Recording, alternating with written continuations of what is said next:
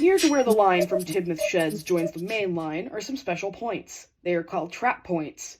The rails don't go anywhere, but are just long enough to derail anything running away and prevent it from colliding with engines on the main line. They are worked by a very powerful spring, but can be controlled from the signal box if the engines need to join the main line on purpose.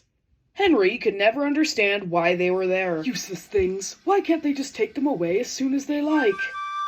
Why should we want to run away from our nice warm shed? Tell me that.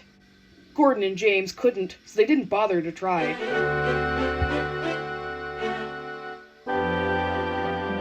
One night, Henry was alone in the sheds. This was unusual, but Gordon was not due back until early in the morning. James had been delayed by the other railway, and Edward was sleeping in the goods shed at Wellsworth. It was a cold night, and Henry felt lonely. He was glad when a firelighter came earlier than usual. Gratefully, Henry felt warmth spread through his boiler, which made him drowsy and comfortable. Running away? Who would be daft enough to do that on a cold morning like this? Suddenly he awoke when he felt someone climbing the steps into his cab. It was the firelighter, who thought it'd be fun, with no one else around, to drive an engine.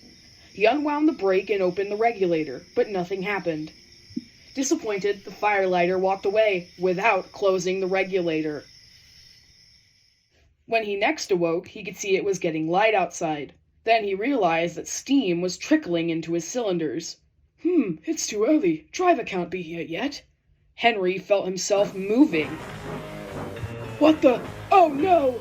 He tried to stop, but he couldn't without his driver or fireman. He tried to whistle, but he couldn't do that either. It was cold and frosty outside. Help! I can't stop! I don't like this! But there was nothing he could do about it. Then he remembered the main line. Horrors! I hope nothing's coming! A green signal and the sound of an engine approaching told him that something was coming.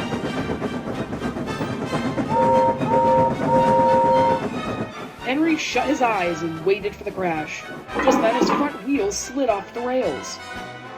He was just a few inches clear of Gordon's coaches, and with a whistle, a rattle, and a roar, the big blue engine thundered by. Phew, that was a near miss, hissed Henry as men began shouting and running towards him. Thank you, trap points. You can stay there just as long as you like.